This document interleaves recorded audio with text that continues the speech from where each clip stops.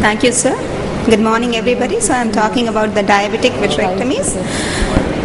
Operating diabetic patients with no PVD is indeed a milestone in a VR surgeon's life. We all know the common indications: non-clearing vitreous hemorrhage, retinal detachments for vitrectomy in diabetic patients. In younger patients, we do a surgery earlier. One-eyed patients, patients with bilateral vitreous hemorrhages and associated rubeosis, we try to intervene earlier. These are some other indications for doing vitrectomy in diabetic patients. It could be, to name a few: hemolytic glaucoma, macular plaques, macular edema with taut posterior hyaloid which is persistent, anterior hyaloid proliferation. The goals for vitrectomy in a proliferative diabetic retinopathy are to remove the media opacity, to relieve the traction, and to stabilize the neovascular process. Evaluation of the patient systemically and the evaluation of the other eye is very important, other than doing ultrasonography, to see the status of the retina and the posterior hyaloid. UBM is important in patients with recurrent vitreous hemorrhage to identify anterior hyaloid proliferation. We all know the pathoanatomy of focal detachments, tabletop detachments, and patients having multiple point attachments causing a peripapillary TRDs. So this is talking about the truncation of the cone. This is the most important step in diabetic vitrectomy, which is different from doing RDs with PVR. That is, after the initial debulking, we need to make an opening in the posterior hyaloid 360 degree, do a peripheral dissection, and then retort to membrane dissection. While coming to the membrane dissection, it's important to identify the vitreous schisis. You can see here there is a shining membrane, a reflexes seen. Once this second membrane is identified, its extent is difficult to identify, but once we get the second membrane, the dissection cleavage plane is much better and surgery becomes much easier with minimal bleeding, and you can see that cutter itself can remove this fibrovascular proliferation.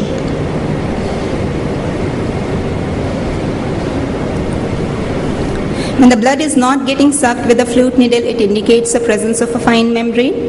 The peripheral limits not easy to identify, but use of a knife spatula or a Tano scraper or a MVR blade can help in the dissection.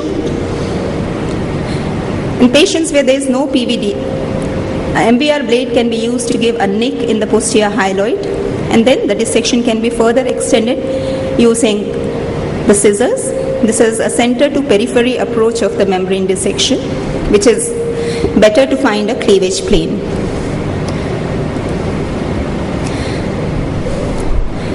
So membrane dissection can be segmentation, where we divide the membrane into small islands and then chew it off with a cutter.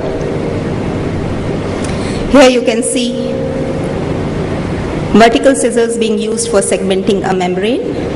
The blade goes under the fibrovascular proliferation. With lifting of the blades, a cut is made and tangential traction is relieved. Afterwards, these smaller segments can be chewed off with a cutter. Delamination, we can go underneath the fibrovascular proliferation, identify the epicenters and cut them with curved scissors to remove it in toto. Basically, it's required for more firm attachments. You can see here a combined retinal detachment where scissor delamination is used and the membrane is relieved in toto. It's important to lift the blade and then identify the epicenter and then make a cut. Patients where there is no posterior vitreous detachment, we can go to a bimanual dissection with the help of a chandelier light pipe. And here you can use forceps in one hand and curved scissors in the other. With a combination of segmentation and delamination, the membrane can be removed in toto.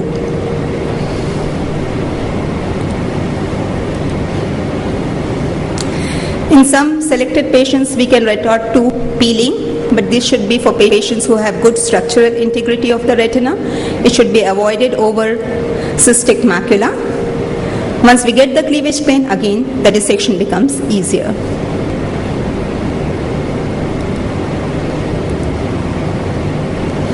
In some patients where it's not possible to dissect the whole membrane, sometimes we have to do a localized retinotomy. As you can see here, there's a tough fibrous attachment of the proliferation, and after trimming that with the use of vertical scissor, a localized retinotomy is made, and then it can be further lasered and a tamponade can be given. Sometimes it's difficult to do endolaser to the breaks with combined retinal detachments because of the presence of sky cyst. So in these patients, we can use endocryo as an alternative, but it's important to wait for complete thawing before removing the probe. It's important to avoid iatrogenic retinal breaks during diabetic vitrectomy, so we need to do a good peripheral debulking before initiating the membrane surgery. The movements in and out of the eye should be more controlled. There should be a moderately high magnification used for the membrane surgery, and epicenters should be well defined before cutting. With the advent of high-speed cutters and MIVS systems, we can use cutters, we can bring them very close to retina and can do a carpet rolling of the membranes and remove the membranes in toto. It has almost taken over the role of scissors. You can see the segmentation being done with the cutter and then the removal of the membrane.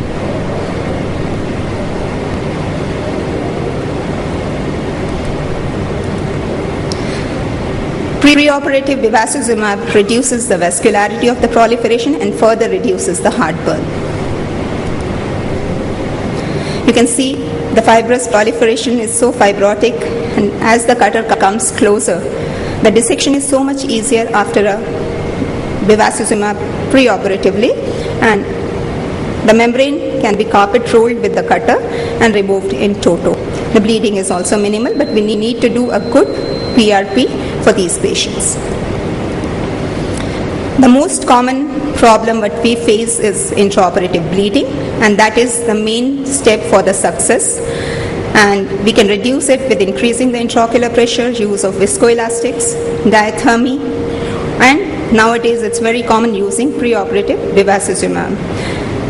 But still, intraoperative control of blood pressure remains very important. We also do vitrectomy for diabetic macular edema to relieve the macular traction, resolve the macular detachment, remove the toxic substances, and to increase the perifoveal capillary blood flow and oxygenation to the macula. Here you can see a removal of epiretinal membrane with the help of a spatula. ILM can be stained either with IVT as it is done here, trypan blue or brilliant blue, and then ILM is removed in a rhexis-like fashion, trying to avoid de-roofing of the cyst. The role still remains controversial. In selected patients like this, where there is a dense premacular fibrosis and exudation at the macula, after removal of fibrosis, making a retinotomy, teasing of these subretinal exudates with a spatula, sometimes the exudates can be removed through the retinotomy. Although the visual outcome may still remain in poor because of ischemic status, the surgery still remains controversial. To conclude, sharp but safe dissection may be possible with the help of a knife spatula or MVR sometimes. Viscoelastic dissection may sometimes help to identify epicenters. Scissors delamination may be required for firm attachments. Bolt cutting with long blades should be avoided, and ambidexterity is extremely helpful for a VR surgeon. Bleeding intraoperatively is the most common heartburn, where we should avoid forming extensive clots over the TRD. The removal of the clot might be as difficult as the original membrane dissection, as it tends to adhere to the same epicenters.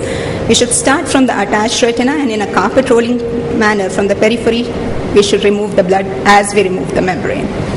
Thank you so much for your patient hearing.